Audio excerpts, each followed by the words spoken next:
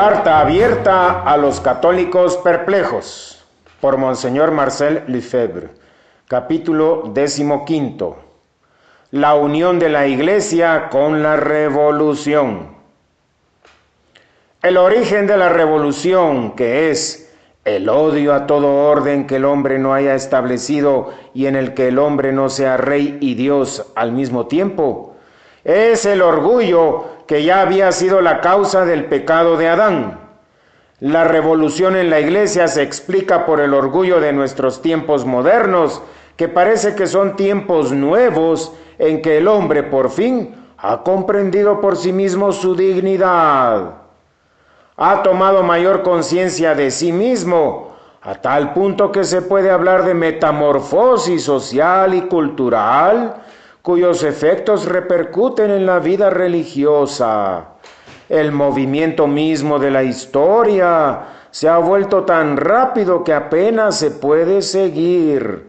En suma, el género humano pasa de una noción estática del orden de las cosas a una concepción más dinámica y evolutiva.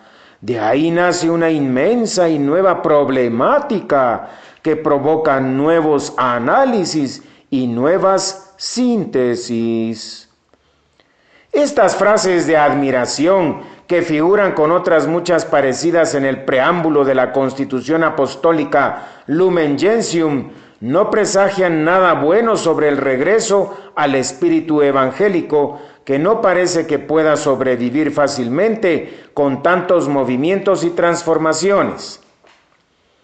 Una sociedad de tipo industrial se va difundiendo poco a poco y está transformando radicalmente los conceptos de la vida social.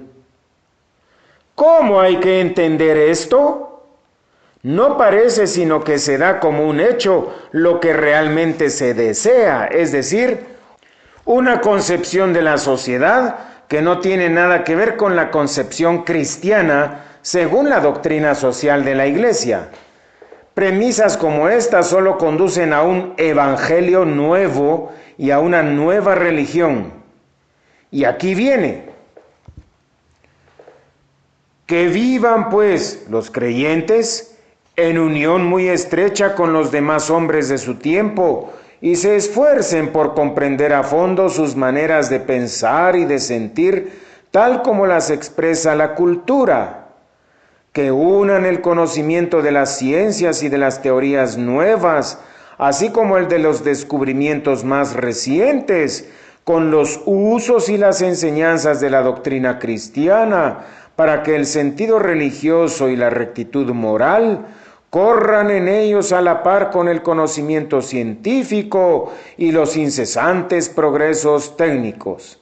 Así podrán apreciar e interpretar todas las cosas con una sensibilidad auténticamente cristiana. De Gaudium et Spes, número 62, 6. Vaya consejos, siendo que el Evangelio nos pide que evitemos las doctrinas perversas. No se nos diga que se pueden entender de dos maneras, pues la catequesis actual las entiende como quería Schillebeeckx, y aconseja a los niños que escuchen a los ateos porque tienen mucho que enseñarles y porque además vale la pena que sepan las razones que tienen para no creer en Dios. También se podría decir que la afirmación del capítulo 1, creyentes y no creyentes están generalmente de acuerdo sobre el hecho de que todo sobre la tierra tiene que subordinarse al hombre como a su centro y a su cumbre. Tiene un sentido cristiano por lo que sigue. Esa afirmación no deja de tener un significado propio, que es el que precisamente la Iglesia postconciliar pone en todas partes, como si la salvación consistiese simplemente en el crecimiento económico y social de la humanidad. Por mi parte, creo que los creyentes que admitan esta frase como base común en un diálogo con los incrédulos y que compaginen las teorías nuevas con la doctrina cristiana van a perder la fe, ni más ni menos. El orgullo de los hombres de nuestro tiempo ha invertido la regla de oro de la Iglesia. Ya no se escucha la palabra de Cristo siempre viva y fecunda, sino la palabra del mundo. Este aggiornamento, palabra italiana que empleó el Papa Juan XXIII para designar lo que pretendía hacer el Concilio Vaticano II y significa poner las cosas al día. Este aggiornamento, decía, se condena a sí mismo. La raíz del desorden actual está en ese espíritu moderno, o mejor dicho, modernista, que se niega a reconocer el credo, los mandamientos de la ley de Dios y de la Iglesia, los sacramentos y la moral cristiana como única fuente de renovación para todos los tiempos hasta el fin del mundo. Deslumbrados ante los progresos de la técnica que llegan hasta transformar la faz de la tierra y ya se lanzan a la conquista del espacio, Gaudium et Spes 5.1, parece que los hombres de iglesia, que no hay que confundir con la iglesia, piensan que nuestro Señor no podía prever la evolución tecnológica de nuestra época y que, por consiguiente, su mensaje no está adaptado a ella. El sueño de los liberales desde hace un siglo y medio consiste en conciliar a la Iglesia con la revolución. Durante ese mismo siglo y medio, los papas condenaron ese catolicismo liberal. Citemos entre los documentos más importantes la bula Auctorem Fidei de Pío VI contra el Concilio de Pistoia, la encíclica Miraribus de Gregorio XVI contra Lamune, la encíclica Quanta Cura y el Syllabus de Pío IX, la encíclica Immortale Dei de León XIII contra el Derecho Nuevo, las actas de San Pío X contra el sillonismo y el modernismo, y especialmente el decreto Lamentabili, la encíclica Divini Redemptoris de Pío XI contra el comunismo, y la encíclica Humani Generis del Papa Pío XII. Todos los papas repudiaron ese matrimonio de la Iglesia con la revolución, que sería una unión adúltera. De una unión adúltera solo pueden nacer hijos bastardos. El rito de la nueva misa es un rito bastardo. Los sacramentos son bastardos, porque ya no sabemos si dan la gracia o no la dan.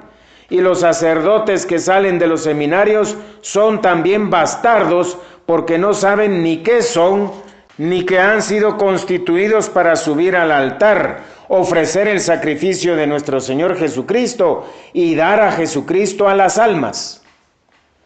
En nombre de la revolución se envió a muchos sacerdotes al cadalso y se persiguió y asesinó a muchas religiosas. Basta recordar los barcos que hundieron en Nantes, Francia, después de haberlos llenado de sacerdotes que permanecían fieles. Pues bien, lo que hizo la Revolución Francesa no es nada comparado con la obra del Concilio Vaticano II, porque hubiera sido mejor que los 20 o 30,000 sacerdotes que han abandonado el sacerdocio y han roto el juramento hecho ante Dios, hubieran sido martirizados y subido al cadalso. Por lo menos habrían salvado su alma, mientras que ahora corren el gran peligro de perderla y dan mal ejemplo. Se dice que entre esos pobres sacerdotes casados, muchos se han divorciado y han abierto un proceso de nulidad de su matrimonio en Roma. ¿Son estos los buenos frutos del concilio? En los Estados Unidos, también para contraer matrimonio, 20,000 religiosas, y cuántas más en los otros países, rompieron los votos perpetuos que las unían a Jesucristo. Si hubieran subido al cadalso, por lo menos habrían dado testimonio de su fe. La sangre de los mártires es semilla de cristianos, pero los sacerdotes o los simples fieles que siguen el espíritu del mundo no siembran nada. La mayor victoria del diablo consiste en haber emprendido la destrucción de la iglesia sin hacer mártires. Sin hacer mártires. La unión adúltera de la iglesia y de la revolución se concreta en el diálogo. Nuestro Señor dijo: id, enseñad a las naciones y convertidlas. Y no dijo: dialogad con ellas sin tratar de convertirlas. El error y la verdad son incompatibles. Dialogar con el error significa poner a Dios y al demonio al mismo nivel. Eso es lo que han dicho siempre los papas y lo que los católicos comprendían fácilmente, porque también es algo de sentido común. Para imponer una actitud y reflejos diferentes, han influido sobre las inteligencias, de modo que los sacerdotes que predican la nueva doctrina se conviertan en modernistas. Eso es lo que se llama reciclaje, un proceso de acondicionamiento para remodelar el instrumento mismo que Dios le ha dado al hombre para guiar su juicio. Tuve la oportunidad de ser testigo de una operación de este tipo en mi congregación, de la que fui superior general durante un tiempo. Lo primero que se exige es reconocer el cambio. El concilio ha hecho cambios, así que nosotros también tenemos que cambiar. Y se trata de cambios profundos, puesto que hay que adaptar la facultad de pensar para que coincida con ideas elaboradas arbitrariamente. En un fascículo publicado por la oficina del Arzobispado de París, titulado La foi mot à mot, la fe textualmente, se lee lo siguiente: la segunda operación, más delicada, consiste en discernir las diferentes maneras con que los cristianos aprecian el cambio dentro de los diversos cambios. Este discernimiento es muy importante porque las oposiciones actuales se refieren mucho más a las actitudes espontáneas e inconscientes ante el cambio que a lo que está en juego en cada cambio. Parece que se dibujan dos actitudes típicas, pero no por eso hay que pasar por alto todas las actitudes intermedias que puede haber. Según la primera, se acepta un cierto número de novedades para después comprobar una tras otra que son necesarias. Es el caso de muchos cristianos y católicos que van cediendo paso a paso. Según la segunda, se acepta la renovación del conjunto de las formas de la fe cristiana en los albores de una nueva cultura, aunque luego hay que asegurar constantemente la fidelidad a la fe de los apóstoles. Fin de cita. Esta precaución oratoria es típica con la tradición de los modernistas. Siempre declaran sus sentimientos ortodoxos y tranquilizan con una frasecita a los que se podían espantar ante una perspectiva como la renovación del conjunto de las formas de la fe cristiana en los albores de una nueva cultura. Para el que se deja arrastrar por estas manipulaciones, ya es demasiado tarde. ¿Cómo se van a ocupar de la fe de los apóstoles después de haber destruido totalmente esa misma fe? Si se logra hacer seguir la segunda actitud, aún sigue la tercera operación. El cristiano no puede dejar de presentir un tremendo riesgo para la fe. No desaparecerá sencillamente junto con el planteamiento que le ha llevado hasta ahí. Así que el cristiano pide una seguridad fundamental que le permita superar las primeras actitudes estériles. Están previstos todos los grados de resistencia, ¿Qué seguridad fundamental le van a dar en definitiva a ese neófito? El Espíritu Santo. El Espíritu Santo es precisamente quien asiste a los creyentes en el movimiento de la historia. Ya se ha logrado el objetivo. Ya no hay magisterio, ni dogma, ni jerarquía, ni siquiera sagrada escritura como texto inspirado e históricamente seguro. Ahora los cristianos están directamente inspirados por el Espíritu Santo. Y así se desmorona la iglesia. El cristiano reciclado cae en poder de todas las influencias, es dócil a todos los lemas y lo pueden llevar a donde quieran, porque si busca una seguridad, se aferrará a esta afirmación.